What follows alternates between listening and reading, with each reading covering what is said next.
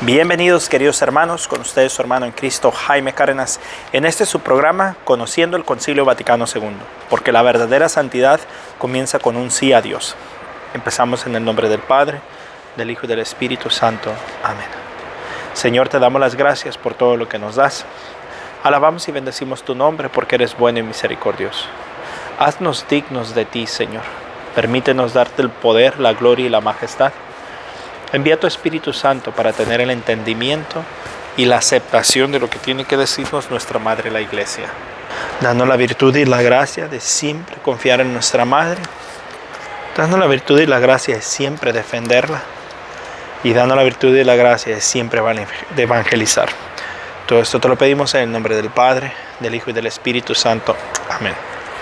Pues bien, mis hermanos, vamos a continuar con el numeral 28, el párrafo 28 del Concilio Vaticano II, de la Constitución de Lumen Gentium, del párrafo del capítulo 3. Entonces es Concilio Vaticano II, documento Lumen Gentium, capítulo 3, párrafo 28.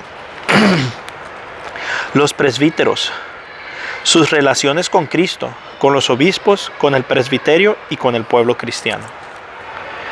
Cristo, a quien el Padre santificó y envió al mundo, Juan 10:36, ha hecho partícipes de su consagración y de su misión, por medio de sus apóstoles, a los sucesores de estos, es decir, a los obispos, los cuales han encomendado legítimamente el oficio de su ministerio en distinto grado a diversos sujetos en la Iglesia.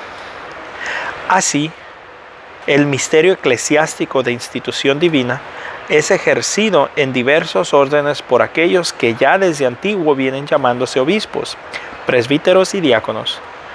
Los presbíteros, aunque no tienen la cumbre del pontificado y dependen de los obispos en el ejército de su potestad, están sin embargo unidos con ellos en el honor del sacerdocio y en virtud del sacramento del orden han sido sagrados como verdaderos sacerdotes del Nuevo Testamento, a imagen de Cristo y sumo eterno sacerdote. Hebreos 5, 1 al 10, 7, 24 y 9, 11 al 28. Miren, mis hermanos, eso es bíblico únicamente para el sacerdote. Los pastores, los ancianos, los superintendentes, los profetas que les llaman, ninguno de ellos tienen la autoridad bíblica ni absolutamente nada que les respalde más que su propia palabra. En cambio, en la Iglesia Católica sí tenemos quien nos respalda. Las Sagradas Escrituras, Jesucristo, con la imposición de manos que ha habido desde los apóstoles hasta el día de hoy, a los sucesores de los apóstoles que son los obispos, el sucesor de Pedro que es el Papa, y ellos han impuesto las manos a todos los presbíteros de generación en generación. Para predicar el Evangelio y apacentar a los fieles y para celebrar el culto divino, participando en el grado propio de su ministerio del oficio del único mediador Cristo, 1 Timoteo 2:5. Anuncian a todos la divina palabra, pero su oficio sagrado lo ejercen sobre todo en el culto o asamblea eucarística, donde, obrando un nombre de Cristo y proclamando su misterio, unen las oraciones de los fieles al sacrificio de su cabeza y representan y aplican en el sacrificio de la misa hasta la venida del Señor. 1 Corintios 11:26. El único sacrificio del Nuevo Testamento, a saber, el de Cristo, que se ofrece a sí mismo al Padre una vez por todas, como hostia inmaculada. Hebreos 9, 11 al 28. Para con los fieles arrepentidos o enfermos desempeñan principalmente el ministerio de la reconciliación y del alivio, y presentan a Dios Padre las necesidades y súplicas de los fieles. Hebreos 5, 1 al 13. Ejerciendo en la medida de su autoridad el oficio de Cristo, pastor y cabeza, reúnen la familia de Dios como una fraternidad, animada en espíritu de unidad, y la conducen a Dios Padre por medio de Cristo en el Espíritu, en medio de la grey, lo adoran en espíritu y en verdad. Juan 4:24. Se afanan finalmente en la palabra y la enseñanza. 1 Timoteo 5:17. Creyendo aquello que leen cuando meditan la ley del Señor. Enseñando aquello que creen, imitando lo que enseñan. Mis hermanos, creo que aquí esto nos aplica incluso hasta para nosotros. Meditando en lo que leemos, creyendo en lo que predicamos lo que creemos, pero sobre todo imitando lo que predicamos. Y al menos en mi caso, ahí es donde tropiezo en piedra, porque cuando medito en mi vida y medito en lo que he estudiado y lo que el Señor me ha permitido ver en todo esto que hemos leído, el Catecismo, la Biblia, ahora el Concilio Vaticano II, las cartas apostólicas, me doy cuenta cuán corto me quedo. Me doy cuenta que si yo tuviera que tener una vida perfecta para poder predicar, muy lejos de ella estuviera. No estuviera este canal, ni siquiera me atrevería a pararme en un ambón. Pero también me he dado cuenta de la gracia y la misericordia de Dios. De cómo Dios, a pesar de nuestras incoherencias a veces, Él actúa y Él obra. Pero eso no significa que nos vamos a consolar en nuestro pecado, sino que tenemos que seguir continuando luchando por aquello que estamos, en lo que estamos mal. A veces no depende de uno. Digamos, si tengo un problema con un familiar y tú ya hiciste tu parte para consolarte con esa persona y esta persona no quiere, pues ya no depende de uno. O X, pongan el ejemplo que quieran, ¿no? Hay cosas que hemos dañado y no hay nada que podamos hacer para recuperar o sanar ese daño, nada en el sentido físico, pero podemos hacer todo a través de la oración. Pero si la otra persona no quiere, no hay nada que podamos hacer. Entonces busquemos obviamente la coherencia lo más que podamos, busquemos la gracia de Dios lo más que podamos, busquemos estar lo mejor que se pueda en gracia de Dios, pero a la hora de la hora tengamos en cuenta que vamos a cometer errores, que vamos a tener pecados, que vamos a tener imperfecciones y tenemos que aprender a vivir con ellas. No conformarnos en ellas, pero sí a vivir con ellas. ¿Cuál es la diferencia? Conformarme en ellas es de que así soy, así me conociste, así me quedaré. Como hay gente que dice, así me conociste, ahora aguántate. ¿Y cuál es vivir con ellas? Es vivir con ellas, pero siempre luchando por intentar cambiarlas y mejorarlas. Y hay cosas que están tan encarnadas, tan enraizadas en nosotros, que nos cuesta trabajo dejarlas ir. Entonces, a veces es una lucha de toda la vida. Por ejemplo, yo creo que de mis grandes errores es de que yo me enojo y tengo una mirada muy pesada, muy fuerte. Y a veces hablo muy fuerte, no a veces, cuando me enojo y pierdo mi control y ofendo, insulto o hago sentir menos. Y es algo que lucho toda mi vida con ello. A veces me sube, a veces me baja, pero es algo con lo que constantemente me estoy equivocando.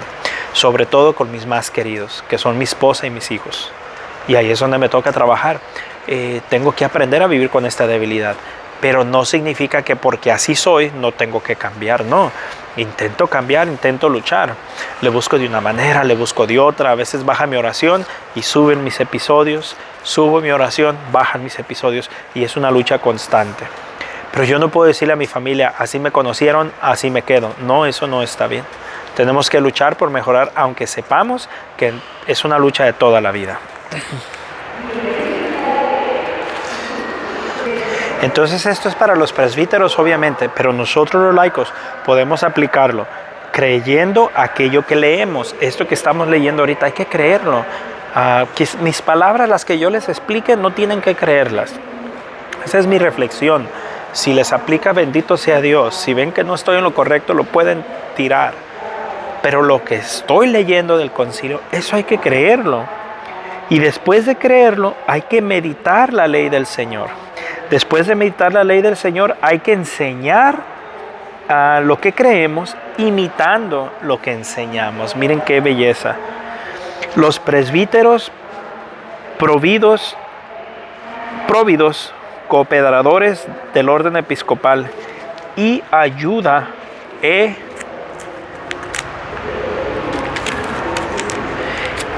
instrumento suyo, llamados para servir al pueblo de Dios. Forman junto con sus obispos un solo presbiterio, dedicado a diversas ocupaciones. En cada una de las congregaciones locales de fieles representan al obispo, con el que están confiada y animosamente unidos, y toman sobre sí una parte de la carga y solicitud pastoral. La ejercen en el diario trabajo. Ellos, bajo la autoridad del obispo, santifican y rigen la porción de la grey del Señor a ellos encomendada. Hacen visible en cada lugar a la Iglesia universal y prestan eficaz ayuda en la edificación de todo el cuerpo de Cristo. Efesios 4:12. ¿Qué es hacer visible la unificación de la Iglesia universal? Que tienen que enseñar lo mismo que la iglesia enseña. No puede estar un sacerdote predicando una cosa en esta parroquia y luego otro sacerdote predicando otra cosa en la otra parroquia. Más sin embargo los hay, por eso es importante conocer la doctrina. Pero en realidad todos deberíamos de enseñar, o de los sacerdotes, yo no soy sacerdote, todos los sacerdotes, pero aquí se incluiríamos nosotros los laicos, debemos de enseñar lo mismo que la iglesia enseña. O sea que lo que yo les enseñe aquí, que Dios me permita enseñarles como laico, no como sacerdote porque no lo soy, como laico, tiene que estar conforme a lo que la iglesia enseña. Así que uno no se inventa nada, solamente repetimos lo que nuestra madre iglesia ya lo dijo. Nosotros no somos protestantes, que somos creativos para buscar la atracción de los viewers, no. Si se fijan, si yo me dejara ir por los views, yo hiciera otro tipo de programas. Que ahorita los programas morbosos son muy vistos. Buscar todos los problemas de la iglesia y ponerlos aquí en las noticias y tumbar al Papa y hablar porquerías de los sacerdotes, bien pudiera. Y ahí sí tuviera views a lo tarugo. Pero como estamos enseñando doctrina sana, doctrina sólida, doctrina directa, tal cual como está en el catecismo en este caso, o la Biblia cuando la leímos, o el Concilio Vaticano, perdón, el catecismo católico y en este caso el Concilio Vaticano, entonces casi no hay viewers, 10, 15, 20 personas. Pero me conformo con esas, con una, con dos, con 5, que de verdad quieran conocer lo que la iglesia enseña. Porque tengo la fe que esas 5, esas 2, van a enseñar a otras 2. Y esas 2 a otras 2. Y así sucesivamente iremos haciendo nuestro granito de arena. Hacer lo mejor de nuestra parte. Y al resto se lo dejamos a Dios. Preocupados siempre por el bien de los hijos de Dios, procuren cooperar en el trabajo pastoral con toda la diócesis e incluso de toda la iglesia. Por esta participación en el sacerdocio y en la misión, los presbíteros reconozcan verdaderamente al obispo como a padre suyo y obedézcanle reverentemente. El obispo, por su parte, considera a los sacerdotes, sus cooperadores, como hijos y amigos, a la manera en que Cristo a sus discípulos no los llama ya siervos, sino amigos. Juan 15:15. Todos los sacerdotes, tanto diocesanos como religiosos, están pues adscritos al cuerpo episcopal por razón del orden y del ministerio, y sirven al bien de toda la iglesia según vocación y gracia de cada cual. En virtud de la comunión ordenación sagrada y de la comunión misión, todos los presbíteros se unen entre sí en una íntima fraternidad que debe manifestarse en espontánea y gustosa ayuda mutua, tanto espiritual como material, tanto pastoral como personal, en las reuniones, en la comunión de vida, de trabajo y de caridad, respecto de los fieles a quienes han engendrado espiritualmente por el bautismo y la doctrina. Primera de Corintios 4:15, Primera de Pedro 1:23. Tengan la solicitud de padres en Cristo, haciéndose de buena gana modelo de la grey. Primera de Pedro 5:3. Gobiernen y sirvan a su comunidad local de tal manera que ésta merezca ser llamada en el nombre que es gala del único y total pueblo de Dios, es decir, Iglesia de Dios. Primera de Corintios 1:2, Segunda de Corintios 1:1 y Pasim. Acuérdense de que con su conducta de cada día y con su solicitud deben mostrar a los fieles e infieles, a los católicos y no católicos, la imagen del verdadero ministerio sacerdotal y pastoral. Miren nomás, católicos y no católicos, creyentes y no creyentes, es responsabilidad de los presbíteros de que conozcan el ministerio sacerdotal y pastoral, y de que están obligados a dar a todos el testimonio de verdad y de vida, y de que como buenos pastores han de buscar también a aquellos. Lucas 15, 4, 7. A todos, creyentes y no creyentes, católicos y no católicos. Por eso es que yo no me gusta cuando escucho sacerdotes o gente que dice, es que lo mismo, es el mismo Dios. Mentiras, eso no enseña la Iglesia Católica. Eso lo enseñan los protestantes y nos hemos infectado con ese protestantismo. Porque si a alguien le conviene que no haya diferencia, es a ellos.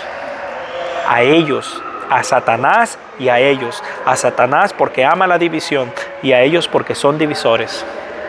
Pero a la Iglesia Católica no enseña así. Una sola fe, un solo bautismo, un solo camino, un solo Señor, una sola iglesia.